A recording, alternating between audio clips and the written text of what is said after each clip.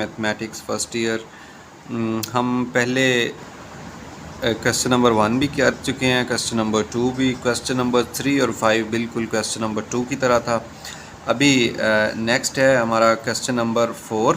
Question number 4 में अगर हम देखें तो ये प्रॉपर फ्रैक्शन बन रही है, नीचे पावर 4 और 2 6 बन रही है, ऊपर पावर 2 है, तो ये प्रॉपर फ्रैक्शन में है। डिवाइड करने की ज़रूरत तो नहीं है हमें, लेकिन हम देखते हैं कि फैक्टर्स जो डिनोमिनेटर में वो किस टाइप के हैं। ये क्वाड्रेटिक फैक्टर है और हो भी रिपीट रहा है। ये 1 माइनस एक्स स्क्वायर, जब हम इसका फैक्टराइज करेंगे तो ये आ जाएगा 1 minus x into 1 plus x. तो इट्स मीन के दो लीनियर फैक्टर हैं, दो लीनियर फैक्टर आ रहे हैं, एक क्वाड्रेटिक आ रहा है और हो भी रिपीट रहा है। इस तरह के केस को हम आज अपने क्वेश्चन के अंदर सॉल्व करना सीखते हैं कि ऐसे अगर क्वेश्चन आ जाएं तो उनको कैसे सॉल्व करना है। तो अभी क्वेश्चन नंबर 4 है 5.4 एक्सरसाइज का। ये प्रॉपर फ्रैक्शन के अंदर है, डिवाइड करने की हमें कतन ज़रूरत नहीं है। लेफ़्ट साइड पे हमने क्वेश्चन लिखा सोल्यूशन में, और इसके 1 माइनस एक्स स्क्वायर ये आ गया। इसकी फैक्टराइजेशन की तो फार्मूला होता है first square minus second square, this is equal to first minus second into first plus second. इस फार्मूले के according 1 minus x into 1 plus x आ गया। अभी हमने क्या करना है कि इस चीज़ को लेफ़्ट साइड पे लिखेंगे, फिर कांस्टेंट इंट्रोड्यूस करवा के इक्वेशन स्टार बनाएंगे। तो ये मैंने लिख दिया x 8x स्क्वायर, और ये सारा question a over linear factor, क्योंकि जो मेथडोलॉजी है पार्शियल फ्रैक्शंस की, सबसे पहले हमने लीनियर फैक्टर्स को डील करना होता है। तो ये लीनियर फैक्टर जो इसमें नज़र आ रहा है 1 माइनस एक्स, उसको एक कांस्टेंट के नीचे लिख दिया, क्योंकि रूल भी यही है कि जब लीनियर फैक्टर्स होंगे तो एक कांस्टेंट आएगा, जब क्वाड्रेटिक होंगे तो दो कांस्टेंट आते हैं। और दूसरा जो कांस्टेंट दूसरी फैक्टर था 1 प्लस बी 1 प्लस एक्स, वो दूसरे कांस्टेंट बी के नीचे आ गया। इसी तरह ये जो एक्स स्क्वायर प्लस 1 रिपीट हो रहा है, इसको एक दफ़ा विदाउट पावर लिखना है, और एक दफ़ा जो रिपीट हो रहा है तो उसको उसकी पावर के साथ लिखना है। अब इसके ऊपर कांस्टेंट अगर लिखने का तरीका हम देखें तो ए भी यूज़ हो चुके हैं, अब सी की बारी है। ये सी कांस्टेंट आ गया, और जो एक्स स्क्वायर है इसकी वजह से सी के साथ एक्स आ गया, और जब सी एक्स बन गया तो ये अकेला आ नहीं सकता, इसके साथ एक नया कांस्टेंट लगाना पड़ेगा। ए बी सी यूज़ हो चुके हैं, अब डी लिख दें। इसी तरह ये नया हमने यहाँ पे कांस्टेंट लिखना है ई, तो अकेला ई आ नहीं सकता, पावर 2 की वजह से साथ में एक्स आ गया, और इसकी वजह से साथ में ये आ गया एफ़। तो हमने सारे जो फैक्टर्स थे 1 2 3 और 4, इसके 4 फैक्टर्स थे, तो हमने 4 फैक्टर्स के ऊपर कांस्टेंट इंट्रोड्यूस करवा दिए। इक्वेशन स्टार बन चुकी है। अब इक्वेशन अल्फ़ा बनाने के लिए हम क्या करेंगे, हम बोथ साइड पे मल्टीप्लाई कर देंगे। क्या मल्टीप्लाई करेंगे, तो मैं लिख देता हूँ। मल्टीप्लाइंग ये जो चीज़ है x square plus 1 whole square, 1 minus x और 1 प्लस एक्स, इसको बोथ साइड पे मल्टीप्लाई करना है हमने। जब मल्टीप्लाई करेंगे तो इंटरेस्टिंगली इस साइड पे x square plus 1 whole square cancel हो गया, 1 माइनस एक्स कैंसिल हो गया, 1 प्लस एक्स कैंसिल हो गया, तो जस्ट ऊपर रहेगी वैल्यू 8 एक्स स्क्वायर। ये आ ए के साथ है बटे में 1 माइनस एक्स, जब मल्टीप्लाई होगा तो ये 1 माइनस एक्स कैंसिल हो जाएगा, बाकी रहेगा x square plus 1 whole square और साथ में 1 प्लस एक्स। इसी तरह बी के बटे में 1 प्लस एक्स, तो ये 1 प्लस एक्स से कैंसिल हो जाएगा, बाकी 1 माइनस एक्स और ये वाली चीज़ बच जाएगी। ये आगे सी एक्स प्लस डी है, इसके बटे में एक्स स्क्वायर प्लस 1 है और इसकी पावर 1 है।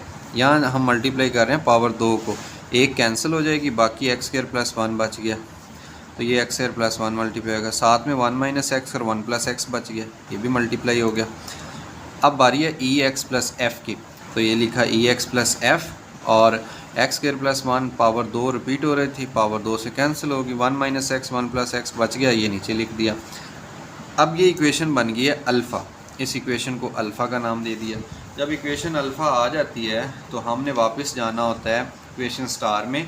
इक्वेशन स्टार के अंदर देखते हैं पहला कांस्टेंट, कांस्टेंट के नीचे लीनियर फैक्टर अगर हो तो उसको 0 के इक्वल सपोज करके एक्स की वैल्यू निकालनी है और उसको इक्वेशन अल्फ़ा में पुट कर देना है। जैसे इक्वेशन अल्फ़ा में पुट करेंगे हमारे पास कांस्टेंट 1 की वैल्यू आ जाएगी। अभी अल्फ़ा इक्वेशन में पुट कर रहे हैं तो अल्फ़ा इक्वेशन आपके सामने है, ये वाली 8 एक्स स्क्वायर की जगह पे आ जाएगा 1, तो ये 1 पुट कर दिया। एक्स स्क्वायर की जगह पे 1 आ गया स्क्वायर, प्लस 1 प्लस एक्स की जगह पे 1 आ गया, और ये बी एक्स स्क्वायर की जगह पे 1 स्क्वायर आ गया, 1 माइनस एक्स की जगह पे -1 आ गया, सी एक्स की जगह पे 1 आ गया, एक्स स्क्वायर की जगह पे 1 आ गया, 1 माइनस एक्स 1 माइनस 1 बन गया, 1 प्लस एक्स की जगह पे 1 आ गया। और इसी तरह नीचे अगर हम लिखें ई एक्स की जगह पे 1 आ गया, एफ साथ में आ गया, 1 माइनस 1 आ गया, 1 प्लस 1 आ गया। इसमें काफ़ी सारी वैल्यूज़ अभी ख़त्म हो जाएंगी। 1 स्क्वायर 1 8 से मल्टीप्लाई होगा तो 8 हो जाएगा। इधर अगर हम देखें 1 का स्क्वायर 1 हो गया और 1 तो ये बन गया 2 स्क्वायर और साथ में 1 प्लस 1 2, ये बन गया 4 इंटू 2 8, तो ये 8a बन गया। इस साइड पे भी 8 आ रहा था, जब इसे सॉल्व किया तो a की वैल्यू 1 आ गई। अभी दूसरे वापस इक्वेशन स्टार में हम जाएंगे और देखेंगे दूसरे कांस्टेंट के नीचे क्या लीनियर फैक्टर है। अगर है बिल्कुल है, इसको 0 के बराबर सपोज करेंगे या x की वैल्यू निकाल के फिर अल्फ़ा में पुट करेंगे तो ये आ गया 1 प्लस एक्स, यहाँ से x की वैल्यू निकली -1, इसको पुट कर दिया इक्वेशन अल्फ़ा के अंदर। जब इक्वेशन अल्फ़ा में पुट किया तो ये x की जगह पे -1 आ जाएगा, x की जगह पे -1 आ जाएगा, तो ये बन गया 8 इंटू -1 स्क्वायर और फिर ये x की जगह पे -1, x की जगह पे -1, x की जगह पे -1 और ये सारी वैल्यूज़ पुट करने के बाद हम इसको सॉल्व करेंगे।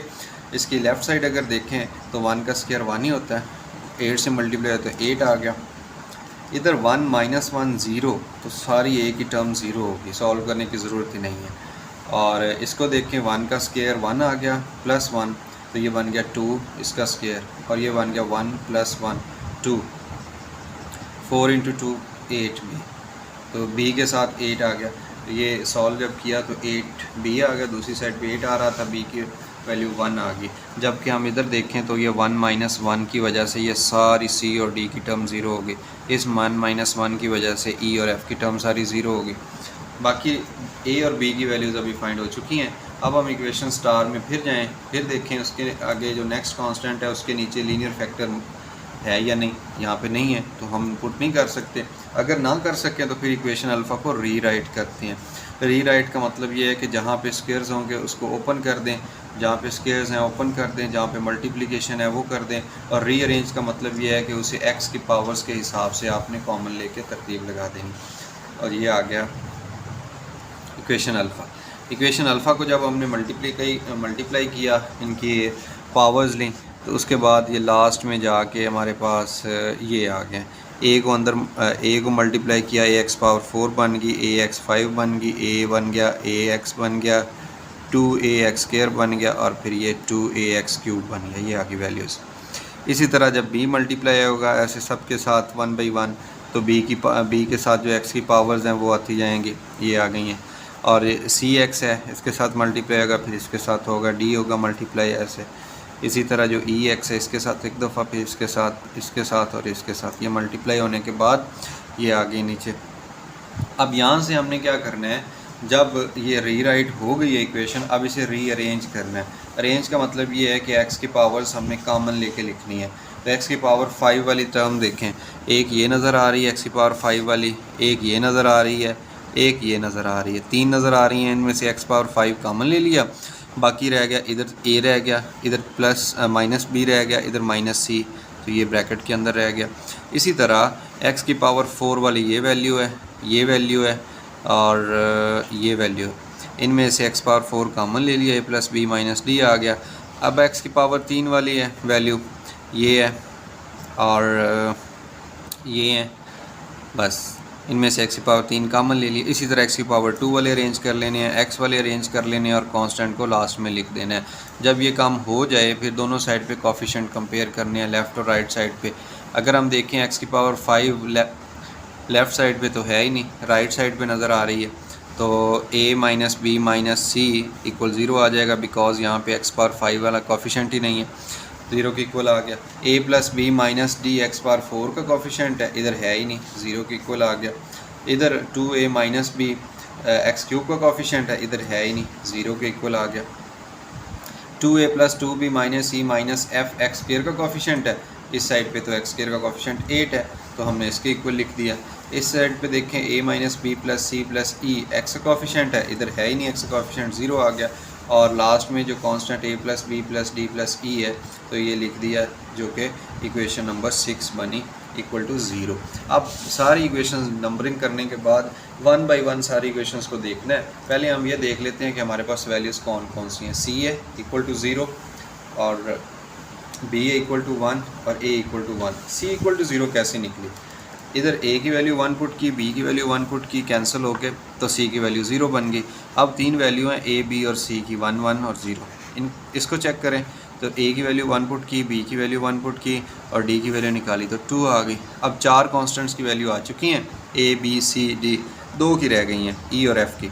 अब इक्वेशन नंबर 3 है, इसको यूज़ नहीं करते बिकॉज a और b की वैल्यू तो ऑलरेडी है हमारे पास, हमें तो चाहिए जिसके अंदर अननोन हो। इक्वेशन नंबर 4 को देखें, a, b, इसमें दोनों ही अननोन आ गए, e और f, इसको भी यूज़ नहीं कर सकते। एक अगर अननोन होता है तो फिर हम यूज़ कर लेते। इक्वेशन नंबर 5 में आ जाएं, a है, b है, c है, e नहीं है, तो एक अननोन है, बाकी सारी नाउन वैल्यूज़ हैं। तो इनकी वैल्यू पुट की, a की 1 आ गई, b की 1 आ गई, c की वैल्यू 0 आ गई, ये अभी हमने फाइंड की, e की वैल्यू निकली फाइनली तौर पे 0। तो अब रह गई जस्ट f की वैल्यू। तो f के लिए हम इक्वेशन नंबर 6 में a, b और d की वैल्यू पुट करें, ये d की वैल्यू 2 आ गई, a की 1, b की 1, लास्ट में f का जवाब आ गया -4।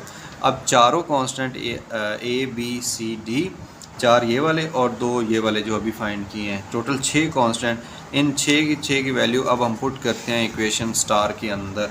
इक्वेशन स्टार में अगर हम वैल्यू पुट करें, ये देखें स्टेटमेंट आपने लिख दी, इक्वेशन स्टार में पुट की, तो इक्वेशन स्टार के अंदर यहाँ पे था a, तो a ओवर 1 माइनस एक्स आ गया, इधर b था, b ओवर 1 प्लस एक्स आ गया, c की जगह 0 आ गया और d की जगह पे 2 आ गया, e की जगह पे 0 और f की जगह पे -4 आ गया।